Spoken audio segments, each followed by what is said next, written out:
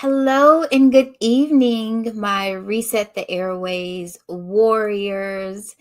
Welcome to day 4 evening fireside chat. If you have been here with us all week, I'm so excited that you are continuing to join and get transformation through this series. If you're just joining us tonight, welcome.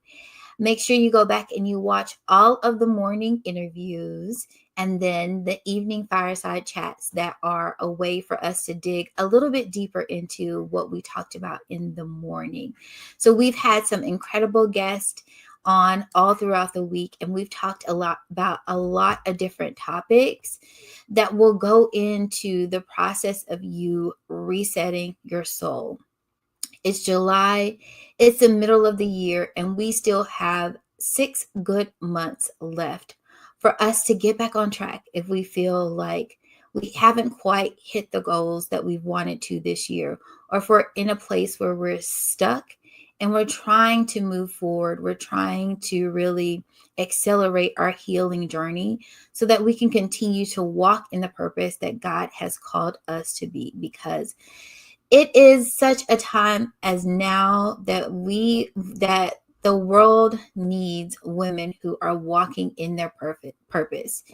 In every sector of life, we need women who are standing strong, who God has called them to be, and can speak light into the world and encourage and empower others. So the time is now, but it is not too late to get started. And I think that tonight is going to be one of our most powerful fireside reflection opportunities, because it is going to be one where we get honest. And I really feel like tonight's chat is going to really tie everything together that we've been talking about across the week. So, as they say in Black church, I am not going to be before y'all long tonight, because I don't want to add too much more new information to what we've already talked about. But I do want to kind of put a bow on what we've been speaking about. So without further ado, tonight we are talking about the concept of grounding ourselves in the process of resetting, or if we don't, we may find ourselves repeating. And we're not talking about just the feel-good growth, right? We're talking about those things that keep us circling the same emotional, spiritual, and professional blocks. And this morning we kicked it off this morning with the breakthrough blueprint. Sorry, y'all. I am just stumbling all over my words tonight. But this morning we talked about the breakthrough blueprint. And so tonight I just want to unpack what it really means and what it really takes to interrupt a cycle when you have been repeating that cycle in silence. So let's break down what it looks like to be stuck, because stuckness does not always show up waving these giant red flags saying, I'm here, look at me, this is the exact place, that's holding you back. But sometimes it can look like success with no satisfaction. Sometimes it can feel like, I know I should be grateful in this moment, but I'm just not feeling it. Sometimes it can feel like, I don't even know what I want anymore. Sometimes it can feel like I am so tired of starting over at the same place that I cannot seem to conquer. Why? So let's break it down a little bit. And you guys know that I love a good visual aid. So let's talk about the cycle of quote unquote stuckness. And here's what it can look like when fear becomes our default operating system when we are feeling this way. So when we start with fear, it can feel like you are starting to shrink your dreams before they even get off the ground. You begin to second guess your voice. You begin to second guess your intuition. When something's not quite feeling right, you dismiss it or ignore it. You dismiss your ideas or your sense of worth. And this is where fear whispers, oh, just play it safe, or stay invisible. Don't be too loud. Don't draw attention to yourself. Just stay in the background. Is that you? Or maybe it's silence that's keeping you stuck and you stop expressing what you feel. You don't speak up when something is right. You bottle your truth and you tell yourself, oh, it's not that serious. I'll just pray about it and hopefully that'll fix it. Or maybe you are in the cycle of isolation. And this is where you disconnect emotionally, spiritually, relationally. And you stop reaching out for support because you don't want to burden anyone. You begin to believe things like, will understand my exact situation anyway. I feel like I'm telling my business, but nobody cares. Is that you? Or maybe it's shame, and you start blaming yourself for feeling stuck. You start to internalize the delays, and you begin to think, maybe it's me. I'm not enough to be in these spaces where God has called me, or to do the things that I think that I'm supposed to do. Maybe I missed God when he was saying it. Was that really his voice? Or was that something that I just really wanted to do?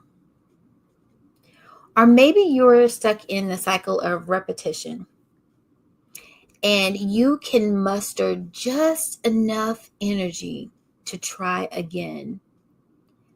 But the thing is, there's no new strategy. There's no deeper level of healing behind trying again. And before long, you find yourself right back where you started. And now you're at the same level of frustration, the same level of fatigue, burnout, and just over this idea of trying to find a way to get out. Is that you? If this is you and it sounds familiar, I also just want to let you know that one of the hardest truths to understand is that you can be healing and still stuck in some areas. You can know better and still repeat what's familiar. Because this work, this healing work, is soul work and it takes time. And you have to peel back the layers. And this process requires more than just prayers. It requires active listening, obeying, and participation on our parts. It requires a strategy. If we want to break the loop of stuckness. And so here is what reset really means. I'm going to give us a simple soul-led strategy of how we can move forward. So reset means R stands for recognize. So before you can change the pattern, you have to see it clearly. So you have to ask yourself, what am I actually repeating?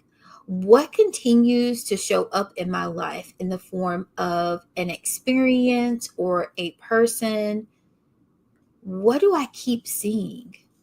What am I attracting consistently? And also, what part of me keeps choosing this particular pattern, person, place? The E is for examine. And this is where we look at the stories of our lives growing up and what is driving the cycle. and asking ourselves, whose voice are we obeying? Is it the voice of God and His truth? Or is it cultural conditioning? Maybe it's family guilt. Or maybe for you, it's perfectionism. Maybe it's people pleasing.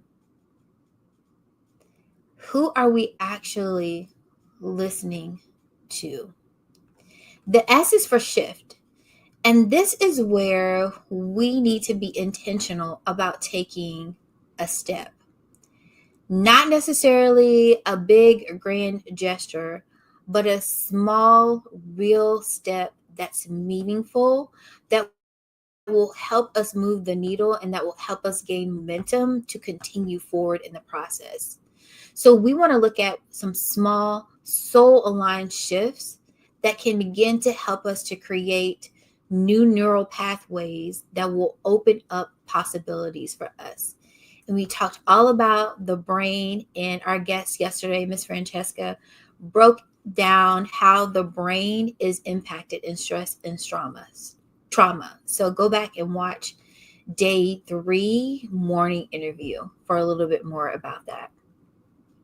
And the E is for establish. And this is where we want to, excuse me, this is where we want to put a structure around your shift.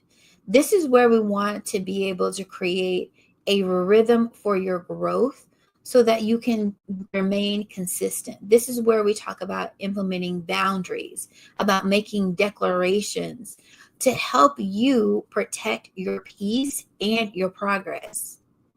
Because without a structure, this process of wanting to heal and move out of the cycle of being stuck is just wishful thinking.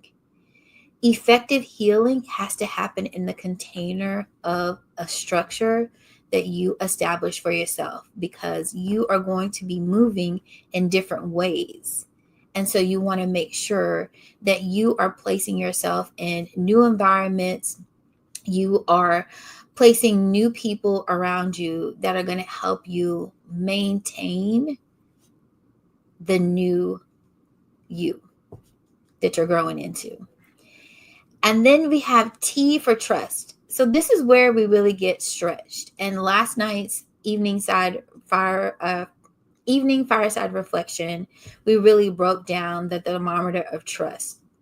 And so in this process, we are developing our own self-trust and being able to trust the new rhythms and the new structures that we are building for ourselves, and maintaining this sense of resilience, because we're moving into, again, new spaces where people may not clap for us. They may not be happy for us. They may not be excited that boundaries are being placed on them.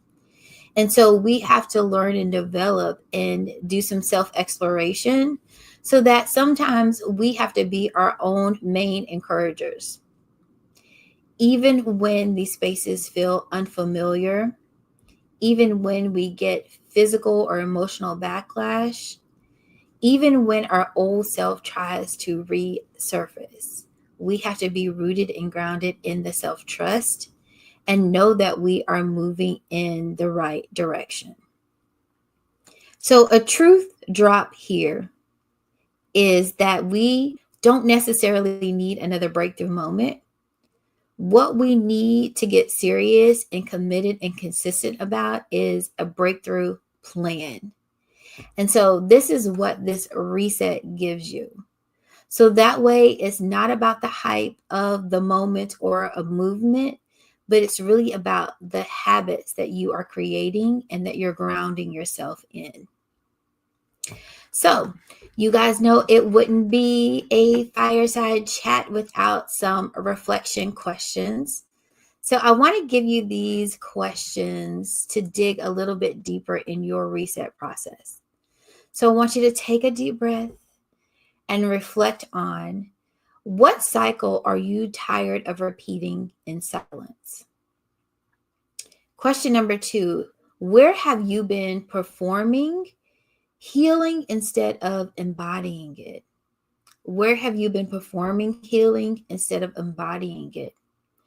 And we talked about last night as well that embodying it is really the intersection of utilizing your mind, your body, your physical, or your mind, your body, your soul, and your spirit, and really embracing the healing process in all of those three areas. That's when you really become to embody the new, sorry, I just lost my train of thought, y'all.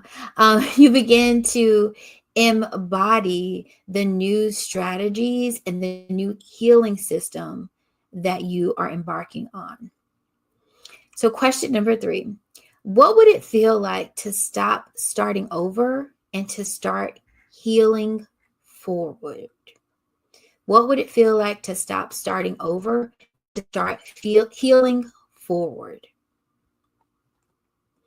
So for tonight, I want you to rest in knowing that your next breakthrough isn't waiting on the perfect moment.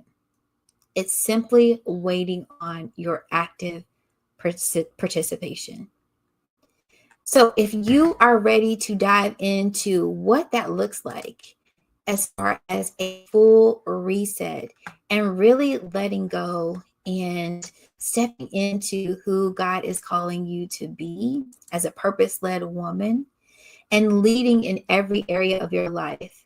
And if you need support, if you need someone to lovingly challenge you, to be an accountability partner, to ask you the tough questions, or to really just be an observer of your life and to get you to think about some questions that you might not have thought of, or helping you put together the story of those whispers of fear that you've grown up with, then I encourage you to book a clarity call with me so we can sit down for 30 minutes. And trust me, a lot can happen in 30 minutes when we are just focusing on breaking down these barriers and getting you to a place where you have clarity beyond being stuck.